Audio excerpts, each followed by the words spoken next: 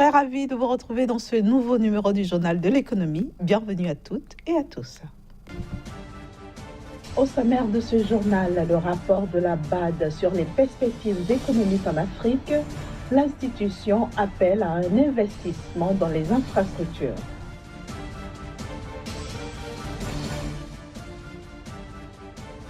Imposition d'une nouvelle taxe sur les billets d'avion en Côte d'Ivoire, le montant appliqué varie entre 4 et 5 000 francs CFA.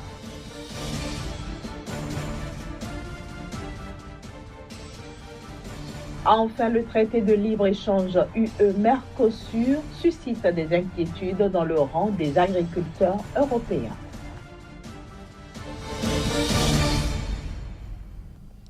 La Banque africaine de développement vient de publier un rapport annuel sur les perspectives économiques en Afrique pour l'année 2018. Selon la BAD, la croissance du continent noir devrait rebondir cette année, à condition toutefois que ce continent investisse massivement dans ses infrastructures. Le rapport 2018 de la Banque africaine de développement sur les perspectives économiques de l'Afrique présente un tableau plutôt optimiste de l'évolution de l'économie africaine. Les prévisions publiées affichent une hausse du produit intérieur brut pour l'Afrique jusqu'en 2020. L'Afrique de l'Est demeure la sous-région la plus dynamique avec une croissance estimée à 5,6% en 2017, puis 5,9% en 2018 et 6,1% en 2019.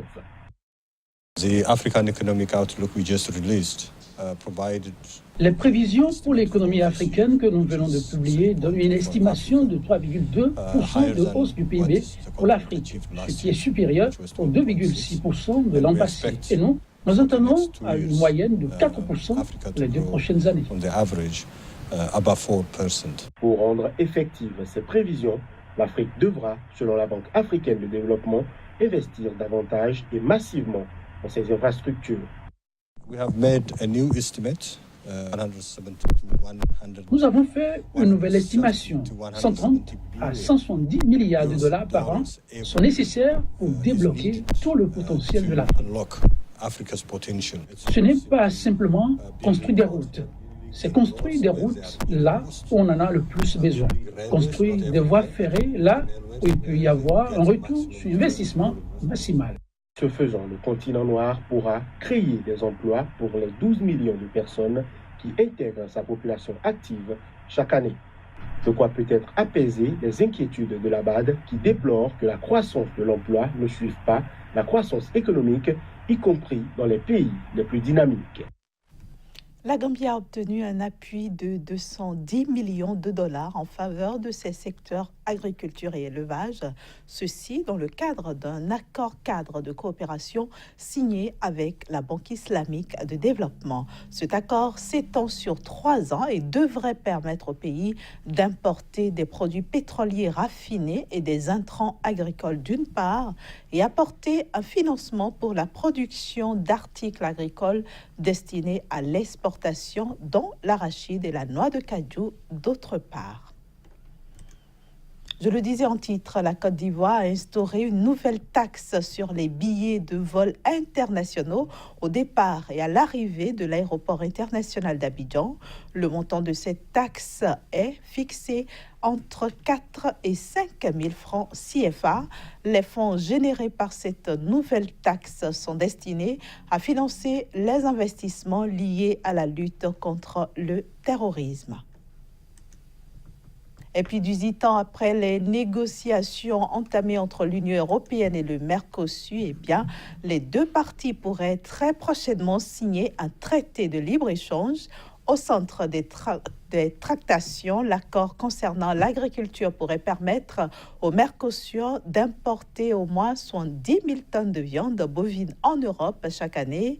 Si la nouvelle réjouit les éleveurs sud-américains, les agriculteurs français, par contre, s'inquiètent et redoutent même un effondrement des prix et la suppression de 25 000 à 30 000 emplois dans la filière.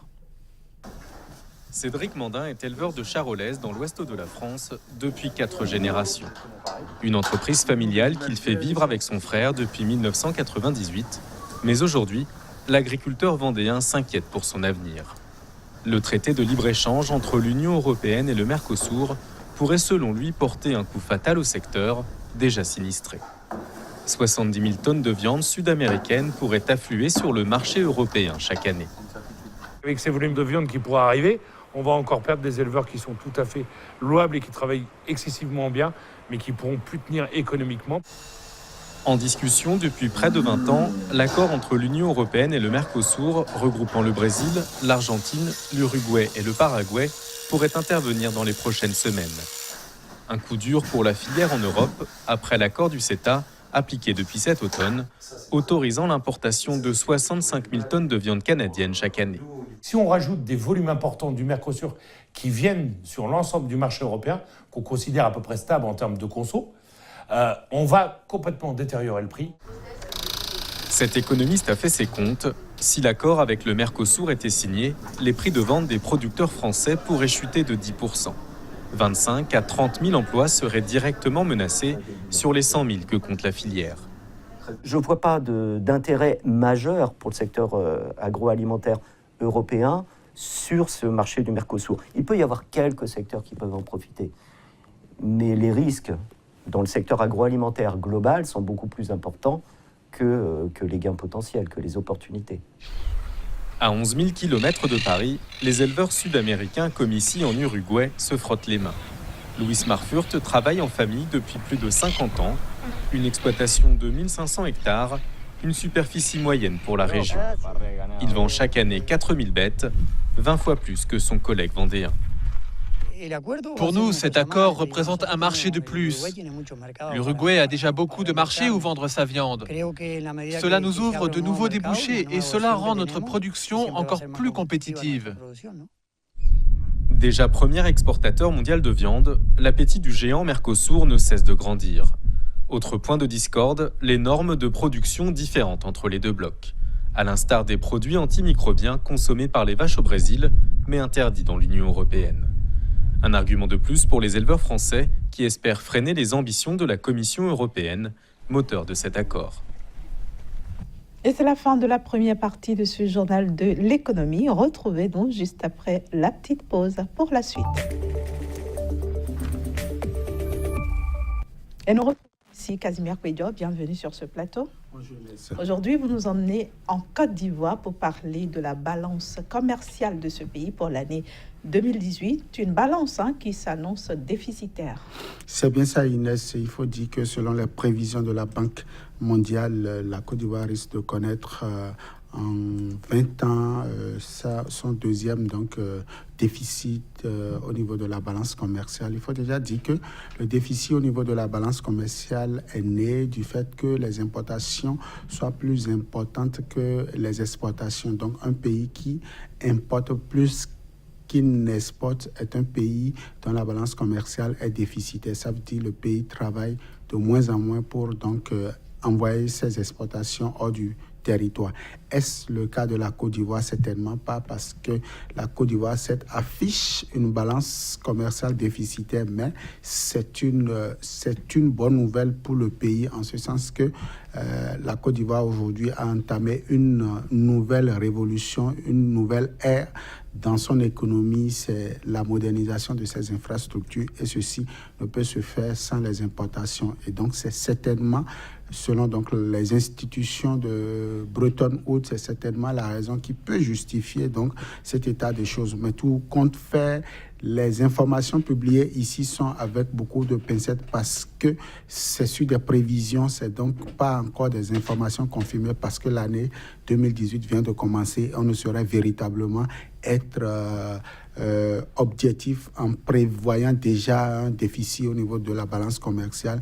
Il n'y a que le terrain, il n'y a que la réalité au cours de l'année qui pourront justifier si oui ou non la balance commerciale de ce pays serait déficitaire. Alors, Casimir Kouedio, le fait d'annoncer cette nouvelle-là, est-ce mauvais pour la Côte d'Ivoire?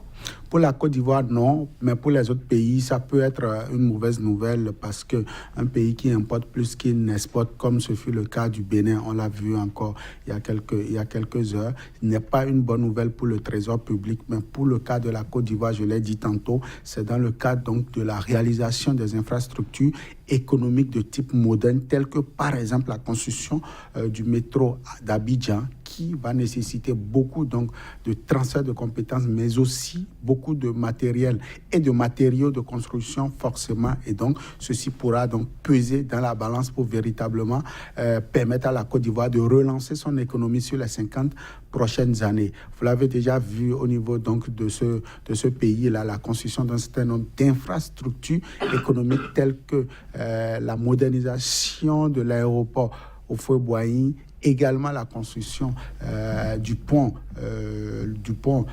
d'Abidjan. Et donc, toutes ces infrastructures aujourd'hui permettent à la Côte d'Ivoire de relancer son économie. Et donc, lorsque vous êtes dans un spirale du genre, vous ne pouvez que importer donc, du matériel parce qu'il faut le rappeler aux téléspectateurs, la Côte d'Ivoire ne produit pas encore ces matériaux. Quand je parle du métro d'Abidjan, c'est forcément du matériel qu'il faudra faire venir depuis l'Asie, depuis l'Europe ou peut-être depuis les États-Unis. Et donc forcément, c'est des infrastructures qu'il faut forcément aller importer pour véritablement permettre au pays d'amorcer, comme le veut donc les gouvernants, leur politique donc, de développement pour le compte des 10, 20, 30, voire 50 prochaines années. Donc c'est le cas de la Côte d'Ivoire, et donc on ne saurait dire avec précision que cette balance commerciale qui s'annonce déficitaire est une mauvaise chose pour le trésor ivoirien, même si le trésor va saigner un tout petit peu en termes donc de